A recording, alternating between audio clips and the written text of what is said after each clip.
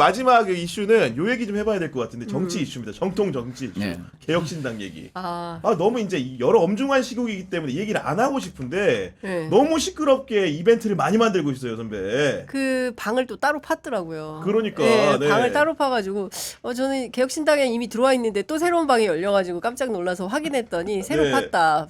그러니까, 급기야 방을 새로 파지 않으면 안 되는 사태에 이르렀다.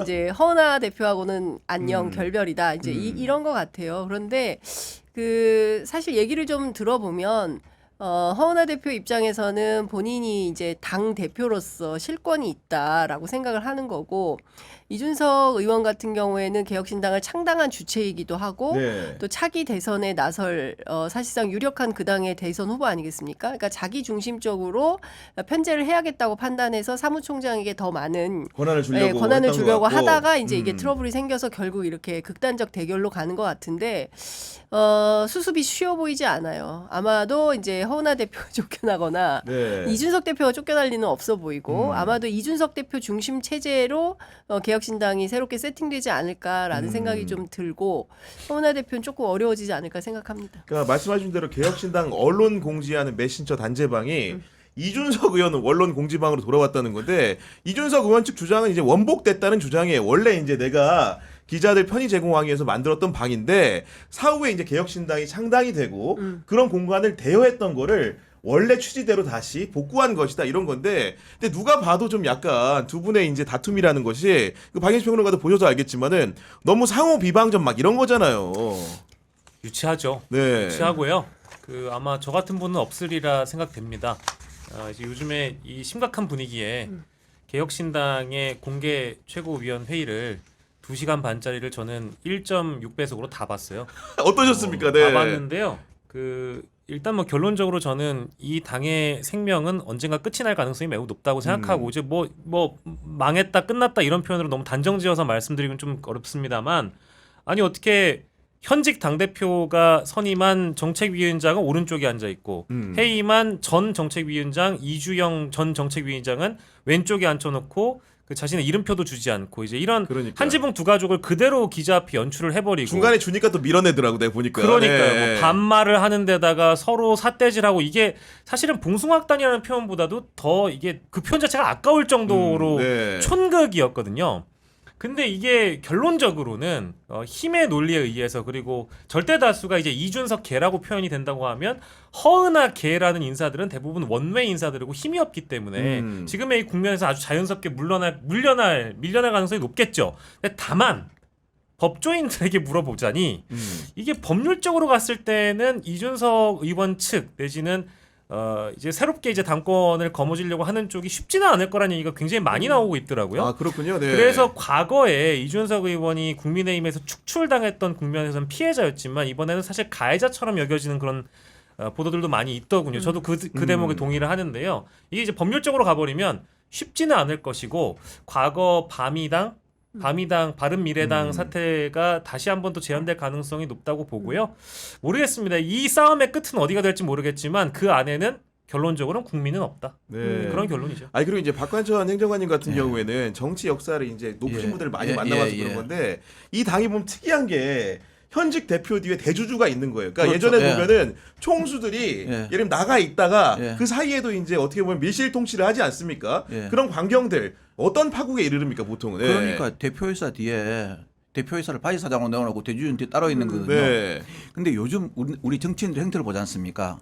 그러면 전부 다 윤석열 탄핵은 기정사실화하는 것 같아요. 자, 왜냐? 세 가지를 보면 알 수가 있어요. 개혁신당이 이렇게 싸우고 있죠. 또 이제 뭐냐면은 그 윤석열 그 한남동 앞에 국힘 정치인들이 몰려가잖아요. 네. 그거 저도 참 좀 이해가 안 됐어요. 하도 궁금해가지고 물어봤잖아요. 전화해서 네. 당사자들한테. 네. 몇 많은 분들 형, 왜 거기 지금 국민이 한 70% 이상이 탄핵이 맞다 그러는데 비상계엄 아니라 그러는데 왜 갑니까? 그러니까 야, 아니 그래도 윤통이 가지고 있는 게 11, 2%는 될 거 아니냐.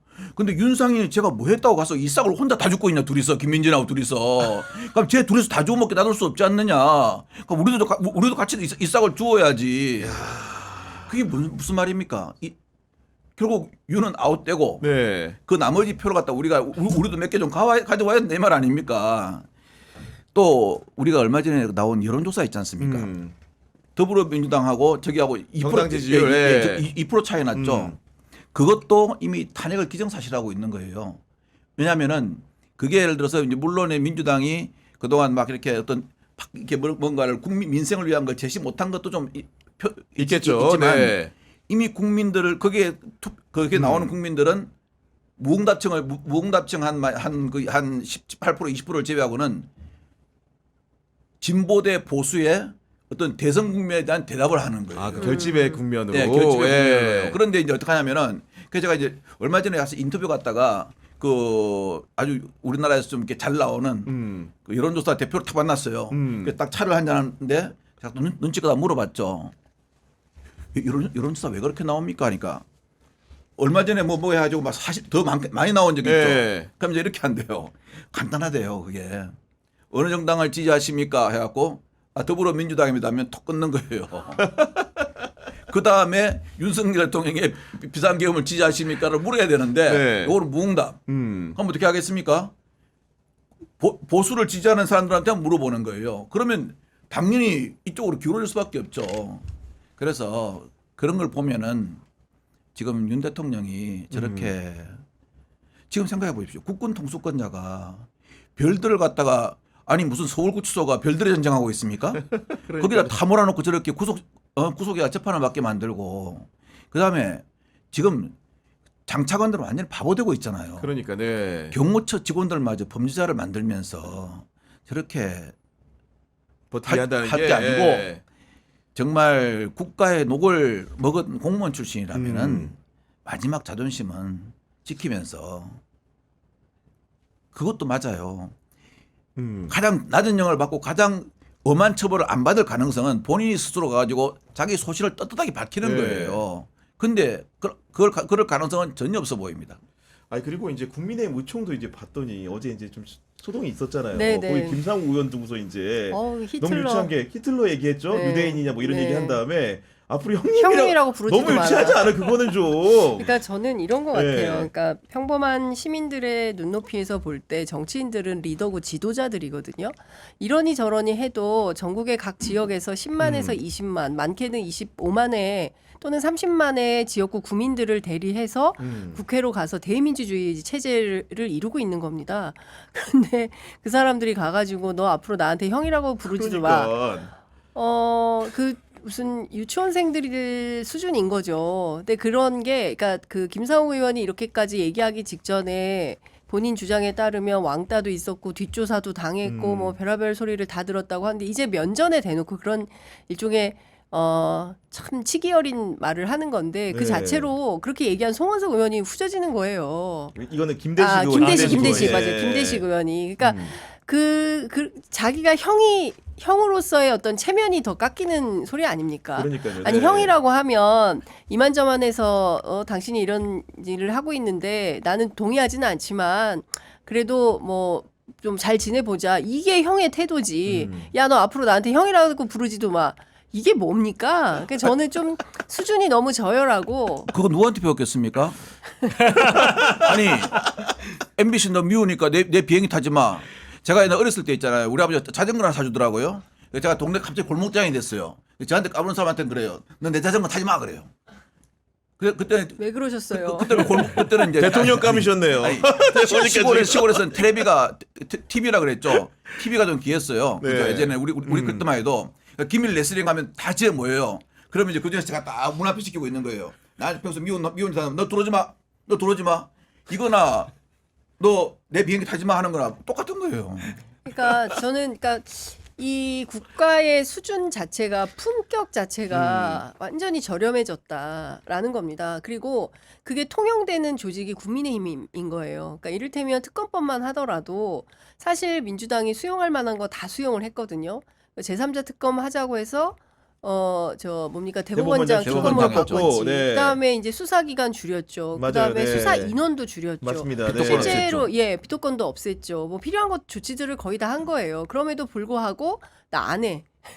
싫어. 외환지 문제 빼줘. 뭐 이렇게 얘기를 하는 것들에 대해서는 납득하거나 수용하기 어렵죠. 그리고 급기야 오늘 그 계엄특검법을 별도로 내지 않았습니까? 네. 그러니까 우리가 낸 것에 합의하지 않으면 이 특검 안 할 거야라는. 그러니까 저는 참 수준이 저열하고 네. 목리의 수준이 있는 건데 좀 저 정도 수준이라면 정말 처참한 상황이다라는 생각이 좀 드는 그러니까 겁니다. 이제 보통 그 정당에서 외부 변수나 외부에서 그 위기가 오면 뭐 더 뭉쳐야 되지 않겠어요? 그렇죠, 그건 사실, 네. 사실 상식적인 거 아니겠어요? 음.